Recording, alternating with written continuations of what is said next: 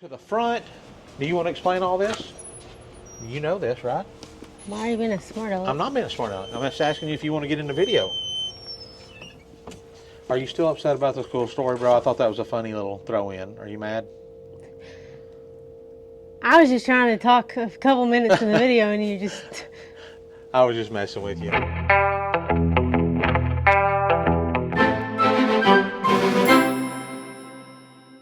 Hey guys, welcome to today's video. It's Bar 7 Ranch. We're in a different location today. Yeah, so today we're in our dry cleaning facility that we own. When I say facility, it's not huge, guys. We do a lot of pressing here, 300 or 400 pieces a day on a good day. But this is a part of our business. We own this for about 12 years along with my cousin and his wife.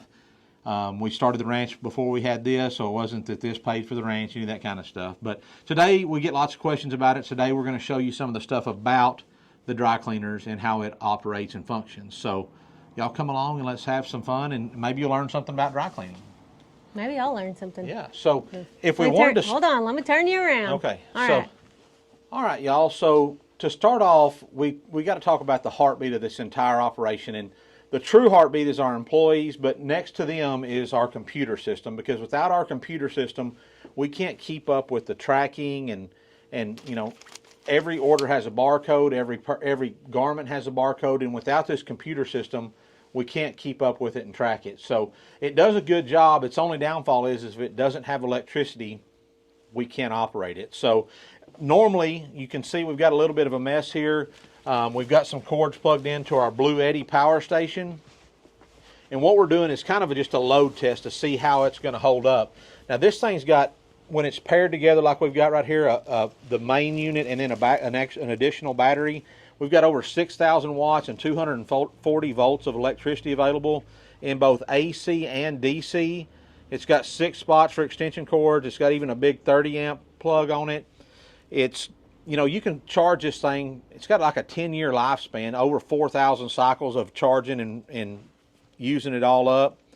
It's just pretty awesome. It's pretty quiet and portable too. And that's the reason we've got it set right here, is because it is quiet. A customer will never even know that's there unless we've got cords hooked up to it like we do now. And it, when the fan does kick on, it's super quiet. It's very portable. If we had to, we could pick it up and take it out into the back if we needed to use it to power maybe an air compressor or something like that. So that's something, I can take it and grab it each section and carry it out. It comes with all kinds of different little charging deals that you can plug into it, where you can charge it with your pickup. You can plug it into the wall and charge it, all kinds of stuff. So it's pretty awesome. And right now it's doing a great job. It's powering the router, which controls the Wi-Fi and all the computers. It's powering 2 computers over here with a credit card machine, printers, scanners, lights. It's running this heat press machine that's heating up to 400 degrees to put the heat seals in. So completely satisfied with what the Bluetti's doing for us right now. So y'all check it out. Y'all check it out. We got the link down in the description. Mom said we got the link down in the description. She's signaling behind the screen, but we got the link down in the description. Yeah, down in the description. Y'all check them out for all your power needs, Bluetti. They're awesome. Let's get on with the tour. Moving on, so let's talk about how this thing actually works, this whole cleaner system, all right? So first thing is we've got some great employees. We've got 4 folks in the back. I've got Pedro, who is basically my operations manager. He handles all the washing, the dry cleaning, make sure the presses stay functioning, and he handles the girls in the back. So if they need vacation time off, he takes care of that. He schedules that for them. We got Rafi, who presses the shirts, and I'll tell you about them when we get back there. I got Nettie, who does our dry cleaning press, and we got Rosie, who does presses our blue jeans. We have a lady that comes in when any of those 4 are gone. Her name is Rosita. She can do Pedro's job and all the other girls' jobs. She's a previous employee that we had here that went on to retire, and then she still comes back to help us. Here in the front, I've got 4 employees up here. I've got 2 full-time. I got Marcella and Lisa that handle the front, all the customer relations. I've got Sandra, who is a part-time employee that comes in for a couple hours every day that helps those girls get caught up on all the stuff coming out of the back, and when they sit down to eat their dinner, she's helping customers here. And then a lady named Sandra, and a lady named Ann that cleans and picks up trash around the parking lot, blows the parking lot off every day, cleans the laundromat, that kind of stuff. So, And and we have our seamstresses. and oh yeah, and we have one seamstress named Gwen that comes in and does minor alterations like hems blue jeans, patches holes, that kind of Do stuff. we not have two anymore? No, Alma moved. So Erica hadn't been around for, you can tell Erica doesn't work here. So I come in there almost every day and handle the day-to-day operations of the finances and that kind of stuff. I try to stay out of everybody's way because, you know, if I get up here, y'all know how it is. If the boss gets around there, everybody has their ways of doing things. Like if I'm up here working for Marcella when she's gone, I'm rearranging stuff. And when she gets back, she's like, where'd you put all that stuff? And I'm like, well, I think it needed to be here. And she's like, well, you ain't up here every day, so quit doing that. So I try to stay out of their way and just make sure they have what they need to operate. So, so let's just kind of work through the way it works. We've got two ways to get into our building. You can come through the front door where we had earlier, or we have a drive-through window, and that's what most of our customers use. We have a same-day service Monday through Friday, so if you drop it off before 9 a.m., you can pick it up at 5 o'clock before or after 5 that same day.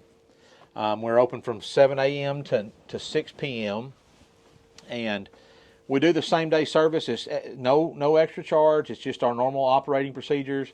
Now, that doesn't mean, you know, if you've got something that's really stained and it has to soak or something, you may not get it back the same day, or if it's needs an alteration, you're not going to get it back the same day. But if it's just a pair of blue jeans or a shirt, you're going to get it back. So what happens when I drive up to this window right here and throw my clothes in? when you pull up here, this window, we'll open it. There's a little, what do you call this, countertop outside there. You can just throw it on there, and as long as you've been here before, my girls are going to know who you are, because your shirt or your pair of pants is going to have a barcode on it right here that tracks how many times this shirt's been here, how many times, you know, every day it's came, and it's got your name on it, and it's individual to you. So you'll throw it in, we'll grab it, the girls will come right over here to the computer. First thing they're going to do is they're going to put in the customer's last name, which it'll be on this tag, pull it up, then they'll scan this code, and it'll put it into the system, and it'll start to build your ticket. So if you've got 6 or 7 shirts, they'll all be on one ticket. When you get done, this printer will print out a ticket for you. If there's a new shirt that's never been here before, or a new pair of pants, it's going to print out a little barcode right here. I don't want to show this customers, so I'm not taking my clothes off, y'all. Are you taking your Calm clothes down, off? but I'll show them on mine right here. So you can see right here on ours, it's got my name, Cody I can't Archie. see if it's focused. You'll have to look because I don't have Yeah, it's focused. glasses on. It says Cody Archie there. Starch, heavy starch, regular on a hanger, and then this barcode is individual to this shirt. So that I can pull this shirt up in our system based on that barcode and tell you every time it's come to the cleaners from the first day that code was printed to the last time it was scanned in. So that's important for a couple of reasons. Number one, it helps us track the shirt as it goes through the cleaning process. Number two, it protects you as a customer, because if you bring a shirt into me and say, hey, you know, Cody, this shirt's brand new and it's got a rip in the back, I think it happened while it was at your cleaners, we can pull it up and say, you know what, it's been here twice, so yeah, maybe it did happen. Whether or not I'm responsible or not, you said it didn't have one on it when it got here, and it does when it left. I'm going to fix it for you. We're going to make it right. But on the other hand, if you say, hey, this is a brand new shirt, Cody, and you ripped it, well, I pull it up and I say, hey, this thing's 6 years old and it's been here 85 times. I'm not probably going to repair that shirt for you. I'm not going to replace it for you. You know, clothes only have a certain lifespan. They don't last forever. So I'm going to say, hey, we're just going to chalk this one up to it was wore smooth out and you just kept wearing it. You know, hey, how about I don't charge you for this cleaning? And most people are good with something like that. So once the clothes get stocked in, they get sorted here according to their starch, the heaviness of their starch. So this is our light starch bin. This is our medium starch bin. This is our heavy starch bin. So we have light, medium, and heavy. And then on the end down here, we have our dry cleaning bin. So it gets put in here. So from here, Pedro will come up at night or as these fill up. Like at night when he comes to clean the laundromat, he'll come over here and grab all these, take them in the back, and sort them. That way they'll be ready for him to wash in the morning when he gets here. And then as throughout the day, and he'll come in and empty the baskets and keep it going. So like what he'll do is he'll grab all this, and then if Erica, you'll follow me. Here's something that's neat. This is a different cleaner's barcode.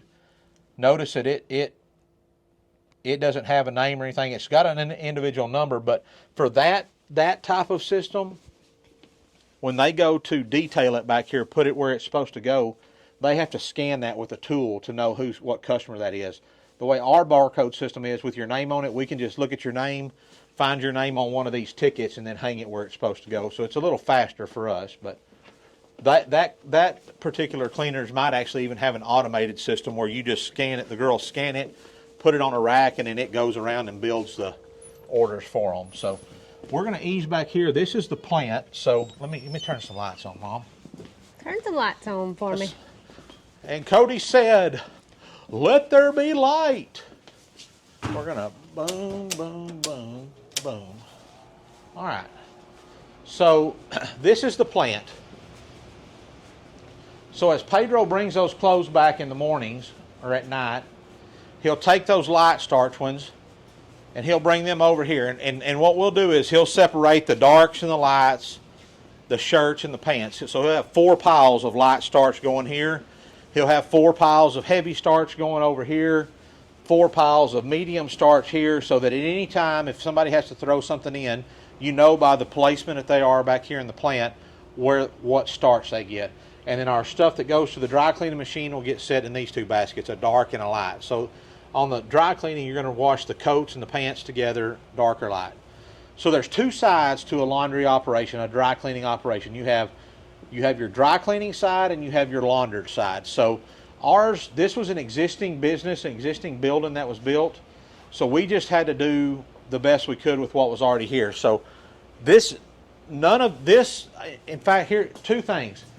This machine right here, this washing machine, and this blue press right over here behind Erica are the only 2 machines that were originally in this building 12 years ago when we bought it. We have completely repiped, replumbed, and remachined this entire building in the last 12 years. So, but just kind of break down the way it goes. Is that expensive? Extremely expensive. I mean, that's about a $25,000 shirt machine behind us. And all it does is presses the bodies of a shirt, the front and the back of a shirt. But it does a bunch a day. So I'm going to kind of go through this real quick because this video could be an hour long if we didn't. So your laundered clothes, shirts and blue jeans, if you want them starched, they're going to come in here, they're going to get washed in these machines. If it's a shirt that gets starched, we're going to use a liquid starch. Kind of like what y'all are used to, a Stay Flow or something like that. We use what's called Star Bright. It's a liquid sizing. It's a liquid glue basically, and that's what we're going to use to starch your shirts. Your pants, on the other hand, we're going to use a powdered. Basically, it's cornstarch. I don't know if y'all can see down in there, but we're going to take that cornstarch. You just put cornstarch on our pants, Kevin? Yep. We're going to use this machine right here. It fills up with water. It has steam injected into it to boil that water basically, and then we're gonna cook this starch in there until that powder, it just becomes a thick liquid of liquid starch basically. Then it's going to pump over into this machine on the final rinse cycle of your blue jeans and basically it's going to soak your blue jeans in starch. So all these guys you see on these social media sites that are squirting and squirting and squirting and squirting liquid starch all over their blue jeans, and then they let them dry and then they press them. We're doing the exact same thing here, but we're doing 10 or 15 pairs at once, and we're completely submerging them and soaking them in starch. I mean, that's how I grew up doing it for my parent or my dad. Just soaking them down? Just soaking them down with liquid starch. Cool story, bro. Anyways, so as we... I wish y'all could see her face right there. Anyways, from here, when they come out of here, so here's the difference between laundered and dry cleaned. Laundered clothes, when they come out of here, they're wet, and they're going to get pressed wet. So from here, Pedro will bring them over to this side. The shirts will go here, and this is the shirt pressing station. So this is where Rafaela works. So Rafi works these 3 machines. This machine's a collar cuffer. So you put your cuffs through your sleeve. This part right here will fold, will lay here. This comes down and clamps on it, and it starts pressing it. This head right here is super hot. I mean, you squirt it with water and it instantaneously turns to steam. When this comes down, then you put the collar of the shirt on here, then this will come down and press the collar. Once this is done, it goes onto this machine here, where it presses the front and the back of the shirt at one time.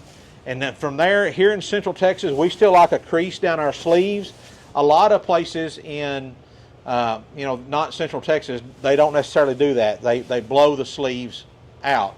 This machine will blow them, and we do blow them just to dry them, but then they come over here and Raffaello will wet them just a little bit and press them with this head, and it'll get that nice crease down both sleeves. So she'll do one sleeve, but she may have 3 shirts working on here.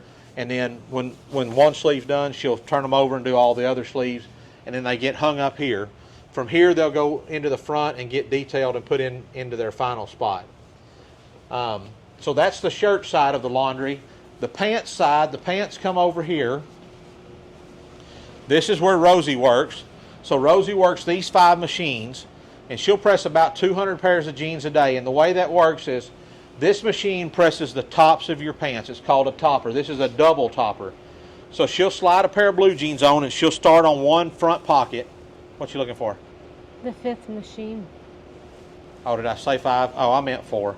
We used to have 5, but we had 3 single toppers and 2 leggers, and now we have a double topper and 3 leggers.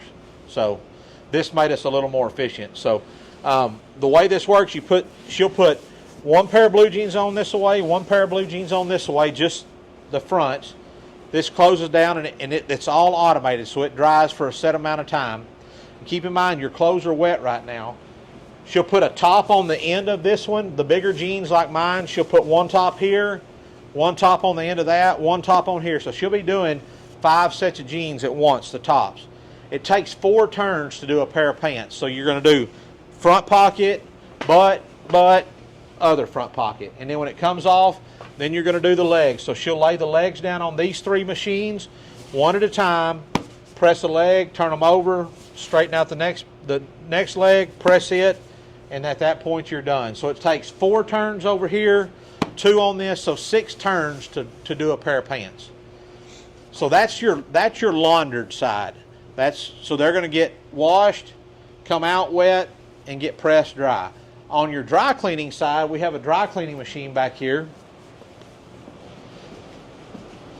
So the dry cleaning machine works differently. Your clothes are still getting wet, except they're getting washed in a solvent. We use what's a hydrocarbon solvent, which is, for all intents and purposes, it's basically like washing your clothes in diesel. It's a petroleum-based solvent. It has a flash point similar to diesel, meaning it'll catch fire at the same point. But this machine, you can see in here, this is pretty clear, but these are full of solvent. You can see the level right here.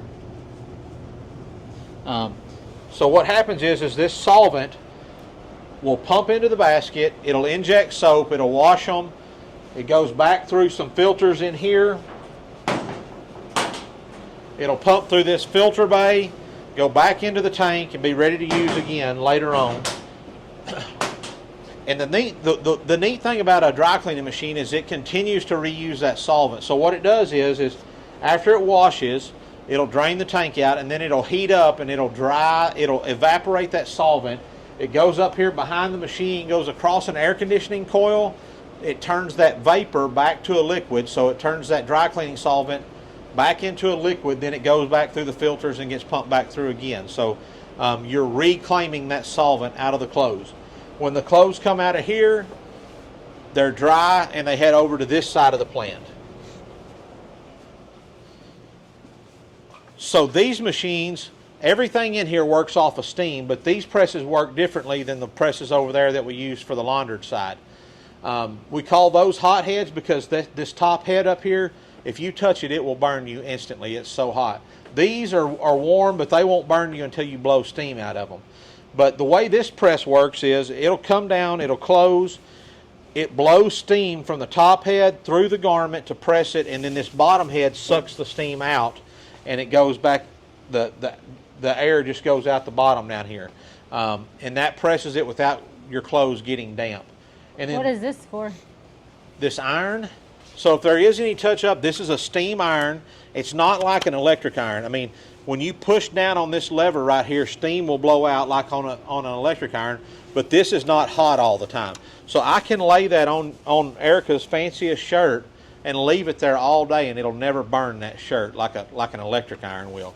We don't use any electric irons in this plant because we don't want to burn anything. This is for blowing steam through a sleeve or taking a wrinkle out of a dress. This is called a Susie. You put sports coats, dresses, things like that on it.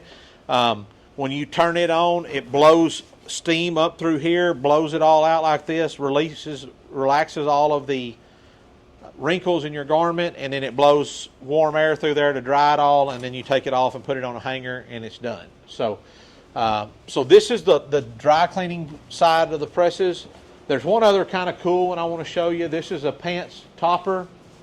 So a pair of like dress slacks, I don't have any here. You put them up here on this. This will clamp it in. This part down here will grab the bottom of the leg and pull it down, and it'll blow steam through there and get all the pleats nice and pretty, get all the wrinkles out, and then you take it from here, lay it on this machine. It's a lot like the leggers over there. This will clamp down on the leg and put that crease on your slacks, your dry clean pants here. From here, once they're all done, they get hung up on a hanger and they go back to the front. What if they had a stain though? If it had a stain, we try to do our very best to pre-spot them before they go through with a few different chemicals. But if the stain doesn't come out or it goes through the process and we catch it, it comes over here. This is a spotting board where you have different chemicals that you can use to get spots out, you know, rust or blood or anything like that. This is a steam gun. It'll blow steam out, or you can press another one and it'll blow air out. It's got another one that vacuums, so as you're blowing steam through, it'll suck that steam through, and it takes it on out through the exhaust system. So this is a spotting board, and that's what it's used for, is for getting out stains. And then from there, it comes back to the front. Do you want to explain all this? You know this, right? Why are you being a smart aleck? I'm not being a smart aleck. I'm just asking you if you want to get in the video. Are you still upset about this cool story, bro? I thought that was a funny little throw-in. Are you mad? I was just trying to talk a couple minutes in the video, and you just... I was just messing with you. Will you go? Okay, so as the clothes come back out, I showed y'all the seal that's like on my pants, on my shirt right here. So that when it comes out of the back, it gets hung up right here, the shirts and the pants. So Marcella or Lisa or Sandra will grab a shirt or a pair of pants, look up, grab the tag on it and say, okay, this belongs to Cody Archie. So they'll come down here and they'll find Cody Archie's ticket, like right here, and they'll say, okay, this is Cody Archie's, and he's got a white shirt. So this is a white shirt I've got in my hand. I'm going to hang it right here with Cody's stuff. So every customer here, every ticket here has a customer's name on it, and then what item goes on that ticket. So they'll just start to put those on there as they go. And what happens is like this ticket says there's supposed to be 7 pieces. Once we get all 7 pieces, we turn it sideways like this. That says, okay, this one's full. Don't put anything else on it because it's done. And then when we go to bag it, we'll bring it over here. We know it's ready to bag. We bring it over here. We'll count the pieces one more time. Pull a bag down over the top of it.